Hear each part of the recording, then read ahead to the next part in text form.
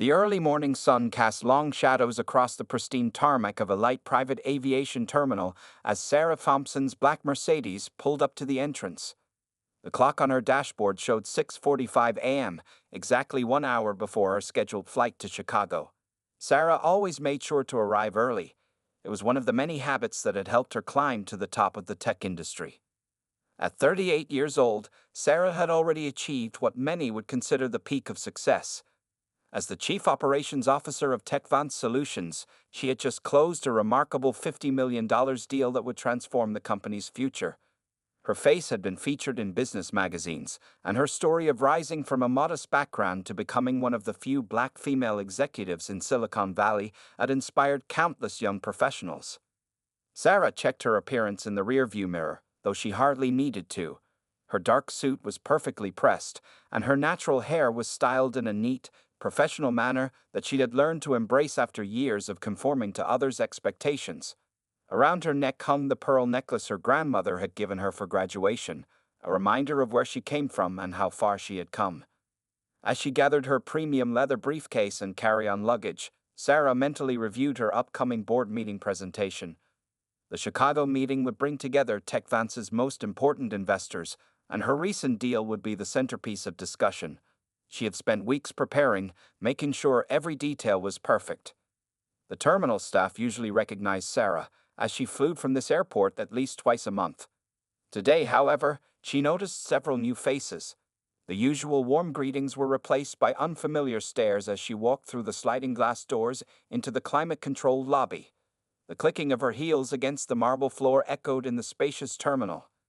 Sarah approached the check-in counter with her usual confidence, pulling out her ID and flight documentation. Her executive assistant had arranged everything meticulously, from the flight plan to her preferred in-flight meal. The booking confirmation on her phone showed all the details.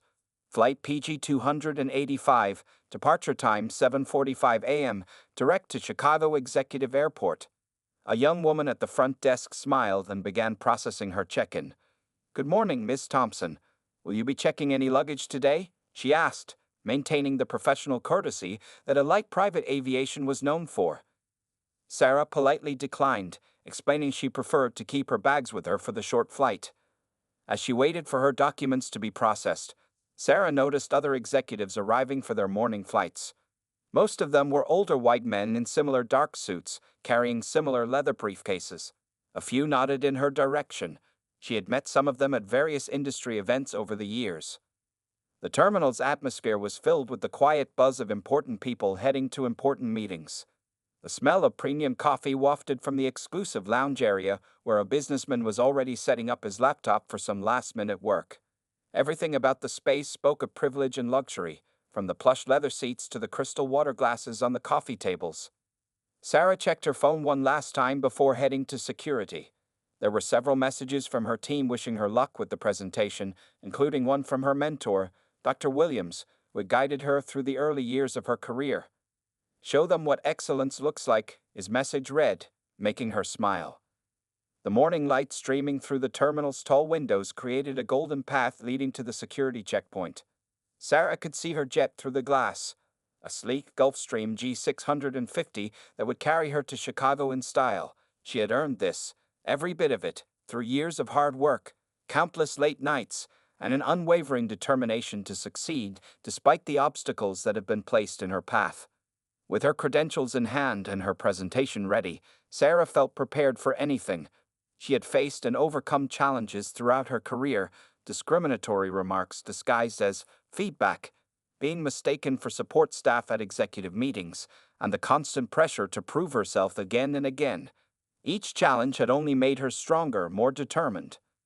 As she walked toward the security checkpoint, Sarah held her head high, unaware that she was about to face one of the most challenging and transformative moments of her professional life.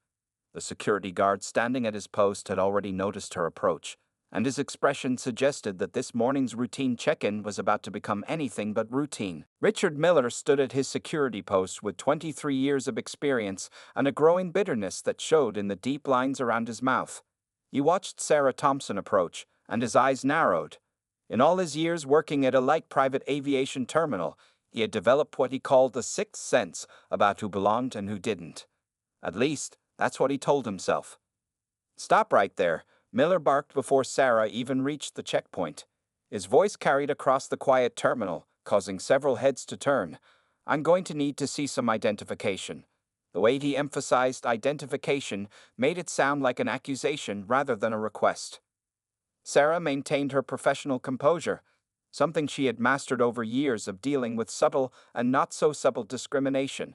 She reached into her designer bag and produced her driver's license, passport, and flight documentation. "Good morning," she said calmly. "Here are all my credentials." Miller barely glanced at the documents before launching into his interrogation. "How did you get access to this terminal?" he demanded, while a white executive walked through the checkpoint behind Sarah with nothing more than a casual nod from Miller.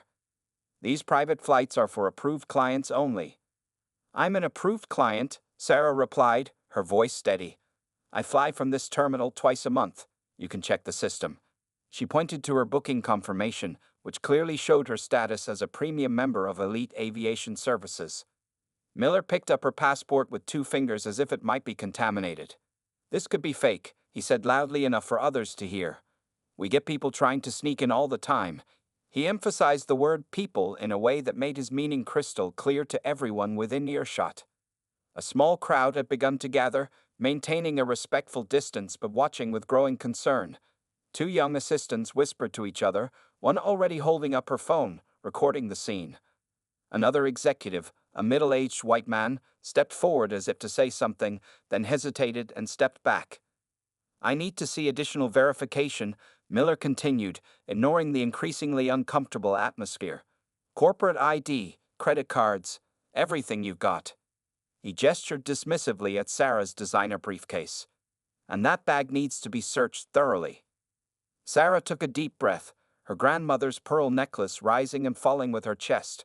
"Sir," she said firmly, "I provided more than sufficient identification. I have a board meeting in Chicago in 3 hours. My flight is scheduled to leave in 30 minutes. Miller's face reddened. "Are you refusing to comply with security procedures?" he asked, his hand moving to rest meaningfully on the security radio. "Because I can call local law enforcement if you're going to be difficult about this." More phones had come out now, recording the interaction. A young janitor who had been cleaning nearby windows stood frozen, his cleaning cloth suspended in mid-air as he watched the scene unfold. The morning sun streaming through the terminal's glass walls seemed to spotlight the confrontation like a stage drama. "I'm not refusing anything," Sarah replied, her legal training kicking in as she mentally documented every word and action. "I'm simply pointing out that you're applying these procedures selectively. Every other passenger this morning has walked through with minimal screening." Miller's face twisted into an ugly smirk. "Well, those passengers are reg." He caught himself, but barely. "Those passengers are known to us. You're not. And your attitude is making me very suspicious." Sarah glanced at her watch. 25 minutes until her scheduled departure. She could feel her phone vibrating in her pocket, likely her assistant wondering why she hadn't checked in from the plane yet. The weight of the moment pressed down on her shoulders, but she stood straight, refusing to let it bend her. "I'd like to speak to your supervisor," Sarah stated clearly, making sure her voice would be picked up by the recording phones. "Right now, please." Miller's smirk grew wider. "Supervisor's not in yet," he said, obviously lying. "And until they arrive, nothing moves through this checkpoint without my approval. So unless you want me to call the police, you'll stand aside and wait while I verify every single piece of paper you've given me. Thoroughly." The situation had reached a breaking point. Sarah could feel years of similar moments, large and small, building up behind her professional mask, but she had learned long ago that showing anger would only reinforce their prejudices.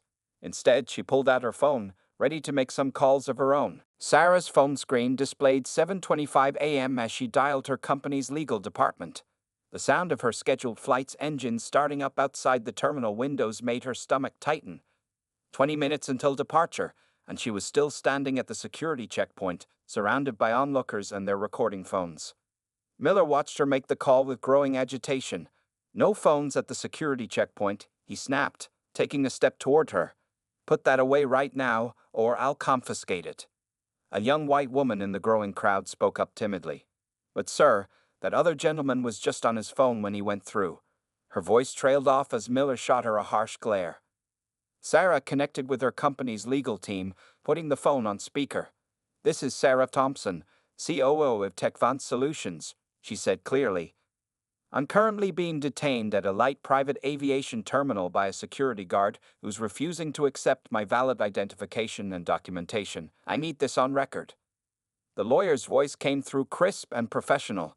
"Ms. Thompson, we're recording this call. Can you describe exactly what's happening?" Miller's face turned a deeper shade of red. He reached for his radio, his hand shaking with anger. "That's it. I'm calling the police. You're creating a security disturbance." More passengers had gathered now, forming a loose circle around the confrontation. The number of phones recording the scene had grown to at least a dozen. A mother covered her young daughter's ears, but didn't leave, understanding the importance of witnessing what was unfolding. "The security guard, who has refused to show me his full name badge," Sarah continued to her lawyer, maintaining her composure, "has allowed multiple other passengers through with minimal security checks while subjecting me to excessive scrutiny. He has implied my documents are fraudulent without any basis and has made several suggestive comments about my presence here." Two other security guards stood at their posts nearby, shifting uncomfortably but not intervening. One of them, a younger man named James, kept looking at his shoes, shame evident on his face. Miller grabbed his radio. "This is Checkpoint 1. We have an uncooperative subject refusing to comply with security protocols. Requesting police presence immediately." His voice cracked with barely contained rage. Sarah's scheduled pilot, Captain Reynolds, came rushing into the terminal. He was a familiar face who had flown her many times before. "What's going on here?" "Ms. Thompson, we're ready for takeoff. Is there a problem?" Before Sarah could respond, Miller cut in. "This woman is attempting to breach security with suspicious documentation.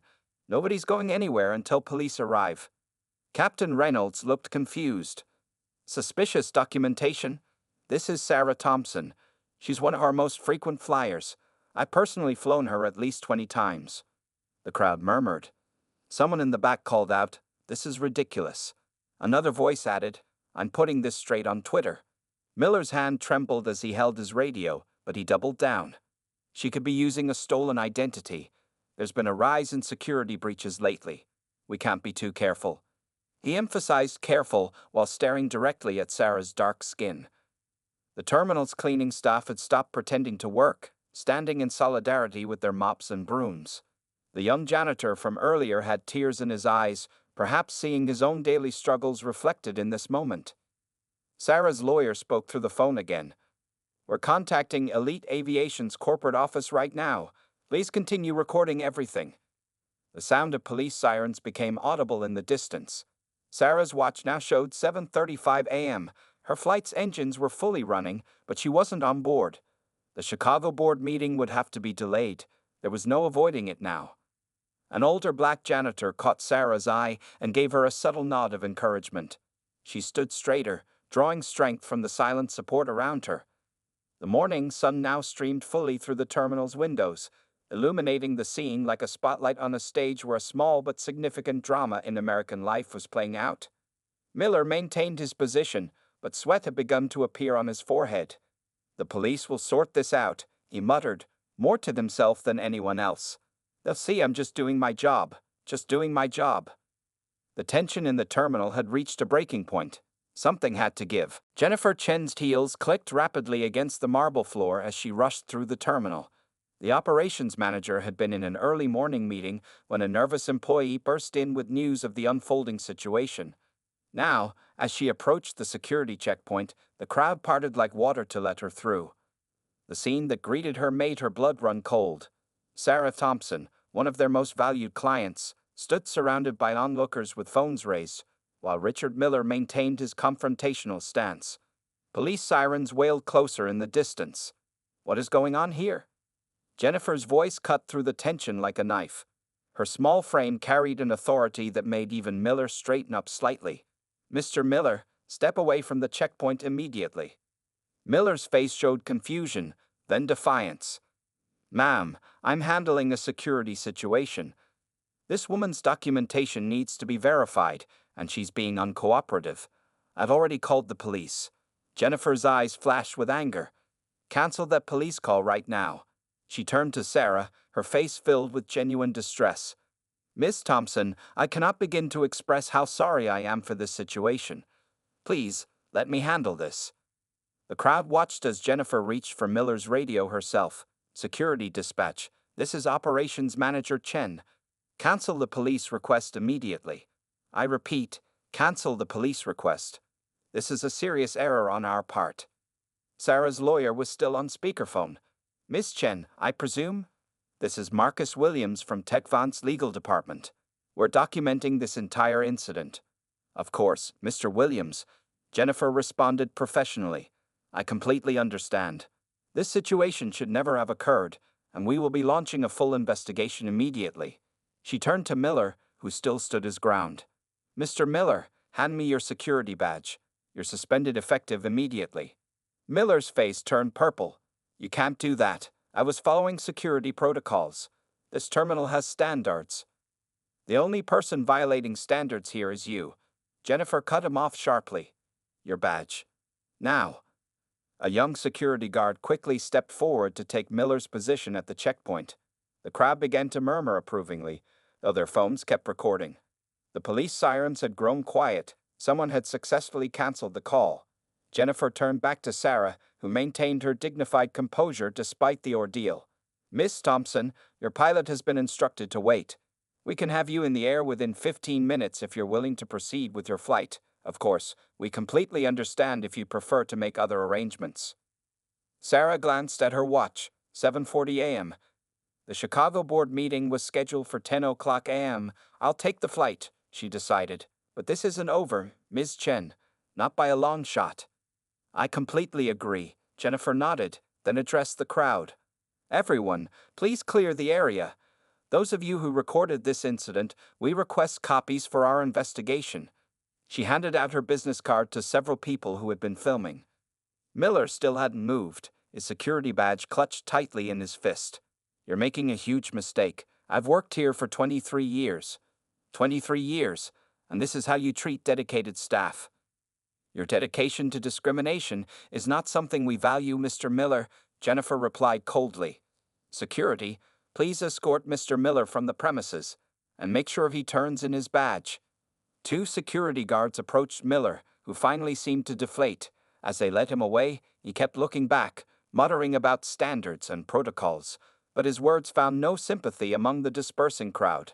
Jennifer personally escorted Sarah through security. Miss Thompson, I know this doesn't make up for what happened, but I want you to know that changes will be made, real changes. Sarah nodded, her grandmother's pearls catching the morning light. I'll be following up to make sure of that, Ms. Chen, not just for me, but for everyone who doesn't fit Mr. Miller's idea of who belongs here. As Sarah finally walked toward her waiting plane, the terminal had fallen silent. The young janitor who had witnessed everything quickly moved to open the door for her, offering a small smile of support. The morning sun highlighted her path to the aircraft, where Captain Reynolds waited at the steps to welcome her aboard. Behind her, Jennifer Chen was already on her phone, calling an emergency meeting with the terminal's executive team.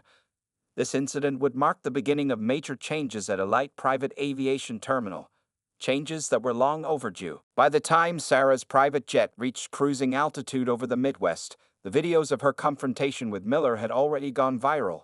The first clip, posted by a young executive assistant named Maya Roberts, reached 100,000 views within an hour.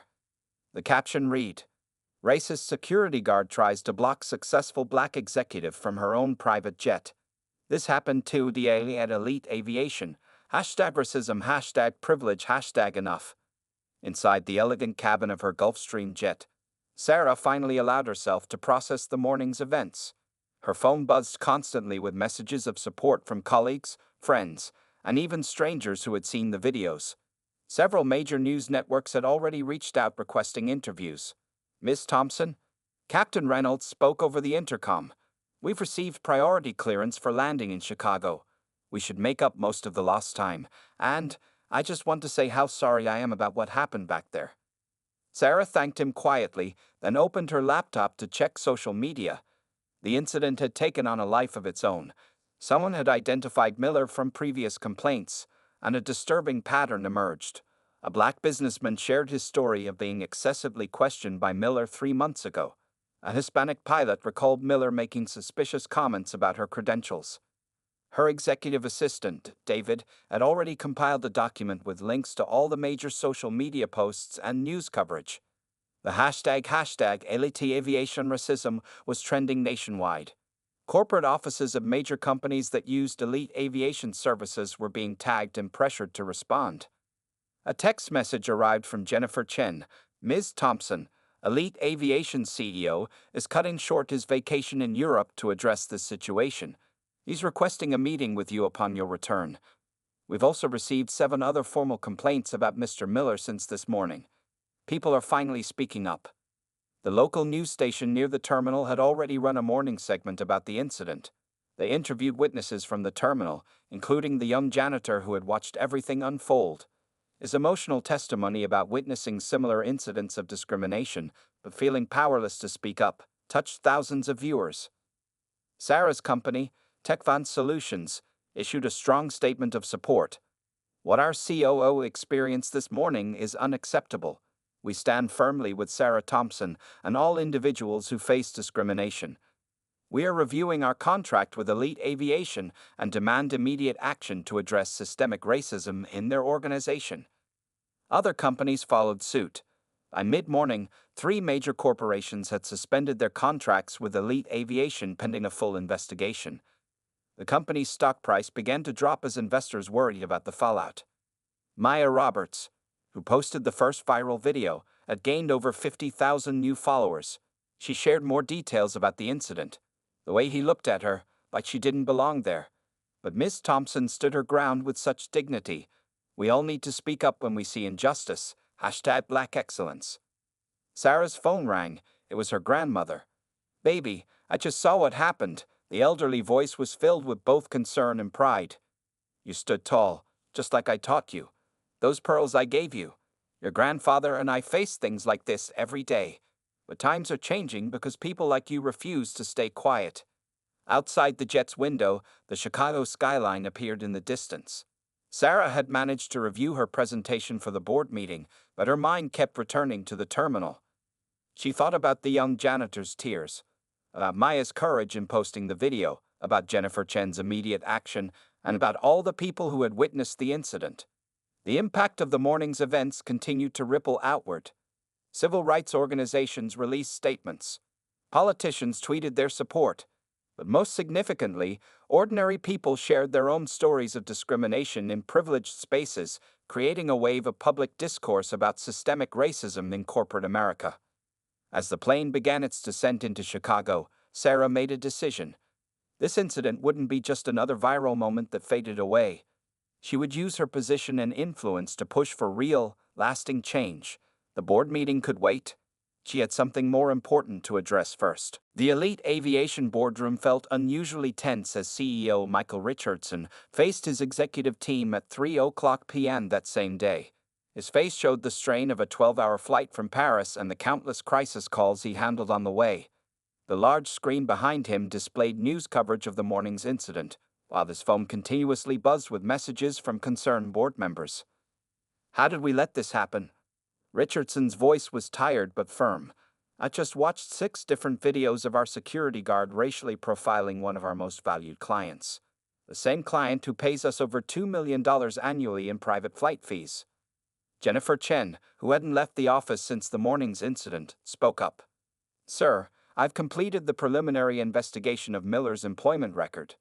She passed out folders to everyone present. What we found is disturbing. The executives opened their folders and began reading. The room grew quiet except for the occasional sharp intake of breath. Over the past 5 years, there had been 23 complaints filed against Richard Miller. 15 involved allegations of racial profiling or discriminatory behavior. All had been marked as resolved by middle management with no serious action taken. This is a catastrophe, said James Wilson, the head of human resources, his face pale. These complaints were buried under bureaucratic paperwork, minor reprimands, additional training requirements that were never completed. We failed. We failed badly. The door opened and Sandra Martinez, Elite Aviation's chief legal counsel, walked in with more urgent news. "We're now at 12 cancelled corporate contracts," she reported grimly.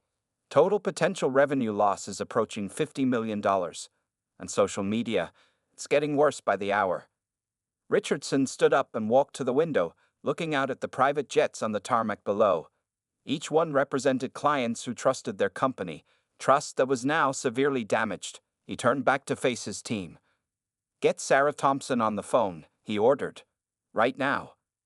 5 minutes later, Sarah's voice filled the boardroom through the speaker system. She had just finished her board meeting in Chicago, where she'd received 3 standing ovations, 1 for her deal presentation and 2 for how she'd handled the morning's incident. "Miss Thompson," Richardson began, "I want to personally apologize for what you experienced at our terminal. There is no excuse for what happened, and we are taking immediate action." "Actions speak louder than words, Mr. Richardson," Sarah replied calmly. "What specific changes are you proposing?" The CDO looked at his team, then back at the phone. "We're prepared to make major changes, but we'd like your input on how to proceed. Would you be willing to meet with our executive team to help guide our response?" There was a pause on the line. "I'll meet with you on one condition," Sarah said finally. "I want to bring in my own team of diversity and inclusion experts to conduct a full audit of your operations. Not just security, but every department, every position, every policy." The executives exchanged glances. This would be expensive, time-consuming, and potentially embarrassing, but they all knew they had no choice. "Agreed," Richardson said firmly. "When can you start?" Over the next hour, Sarah and the executive team outlined a comprehensive plan. Miller was officially terminated. Every complaint in his personnel file would be reviewed by an independent investigator. The company would implement mandatory bias training for all employees, with additional training for security personnel. Jennifer Chen was promoted to the newly created position of Chief Inclusion Officer, with direct authority to investigate and address discrimination complaints. The young janitor who had witnessed the incident was offered a position on the new Employee Advisory Board, along with a significant raise in education benefits. As the meeting concluded, Richardson made one final announcement. "Starting tomorrow, we're installing new security cameras with audio recording at all checkpoints. Every interaction will be monitored and reviewed. This kind of incident cannot happen again." Sarah's voice came through the speaker one last time. "Remember, Mr. Richardson, this isn't just about protecting your company's reputation. It's about protecting people's dignity. I expect to see real change." As the call ended, the executives sat in thoughtful silence. Outside the boardroom windows, the sun was setting on what had become one of the most transformative days in elite aviation's history. The real work was just beginning. 3 months after the incident, Elite Aviation Terminal looked very different. New signs welcomed visitors in multiple languages, and the security staff reflected a diversity that had been missing before. The young janitor who had witnessed Sarah's confrontation, now known as Marcus Wells, sat confidently at a desk near the entrance, wearing a badge that read Community Relations Coordinator. Sarah walked through the terminal's sliding doors for the first time since the incident. She had spent these months working closely with Elite Aviation's leadership team, turning a moment of discrimination into an opportunity for real change. The transformation was immediately visible. At the security checkpoint, a new team leader named Diana Rodriguez greeted passengers with professional courtesy. The security process was now streamlined, standardized, and recorded from multiple angles. Every officer wore body cameras, and a large sign displayed the passenger Bill of Rights in clear view. "Good morning, Miss Thompson," Diana said warmly. "Welcome back to Elite Aviation. May I see your documentation?" The inspection was thorough but respectful, exactly the same process Sarah had watched 3 other passengers receive before her turn. Jennifer Chen, now settled into her role as Chief Inclusion Officer, met Sarah near the checkpoint. "We've made some big changes since you were last here," she said, beginning their planned walkthrough of the renovated facility. "Would you like to see what your courage helped create?" They toured the terminal, stopping to observe the new training center where security staff practiced scenarios focused on eliminating bias. Through the glass walls, they watched as officers participated in virtual reality simulations designed to test their responses to various situations. "Every employee now goes through 40 hours of initial bias training," Jennifer explained. followed by monthly refresher courses. We've hired experts from 3 different cultural awareness organizations to develop our curriculum. The break room, once a place where discriminatory comments went unchallenged, now displayed a direct hotline number to report any concerns. Employee photos lined the walls, celebrating the diverse team that kept the terminal running smoothly. Marcus Wells approached them, his new confidence evident in his stride. "Miss Thompson, thank you for coming today. Would you like to see our new community outreach program?" He led them to a small but professional office where he coordinated internship opportunities for minority students interested in aviation careers. "Last week, we hosted 30 high school students from underprivileged neighborhoods," Marcus shared proudly. "They got to tour the facility, meet pilots, and learn about careers in aviation. 2 of them have already applied for our scholarship program." Sarah noticed other changes too. The terminal's art collection, once featuring only traditional aviation scenes, now included works by diverse artists. The magazine rack displayed publications celebrating various cultures and achievements. Even the coffee shop menu had expanded to include international offerings. The customer service desk was staffed by people of different backgrounds, all wearing pins that showed they were fluent in multiple languages. A new screen displayed real-time feedback from passengers, maintaining transparency and accountability. "Our complaint rates have dropped by 80%, Jennifer reported.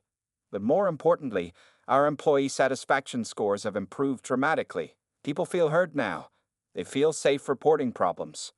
They passed by the security office where Richard Miller had once worked. It had been transformed into a welcome center where new passengers could learn about the terminal's services and inclusive policies. Miller himself had become a cautionary tale in their training programs, though his name was never mentioned. Sarah's phone buzzed with a message. Other companies were requesting her help in reviewing their security protocols. Her experience had sparked a wider conversation in the corporate world about creating truly inclusive spaces. "The best part," Jennifer said, leading Sarah to the terminal's new observation deck, "is that these changes have actually improved our business. We gained more clients than we lost during the crisis. Turns out, doing the right thing is good for the bottom line too." From the deck, they watched as diverse groups of passengers and staff moved efficiently through the terminal. Each interaction was professional, respectful, and equal. The sun streamed through the windows, highlighting a new plaque on the wall that read, "Everyone who belongs here, belongs here." Sarah touched her grandmother's pearls, thinking about how one difficult morning had led to all this positive change. The terminal had become a model for other aviation facilities, proving that transformation was possible when people were willing to confront uncomfortable truths and take real action.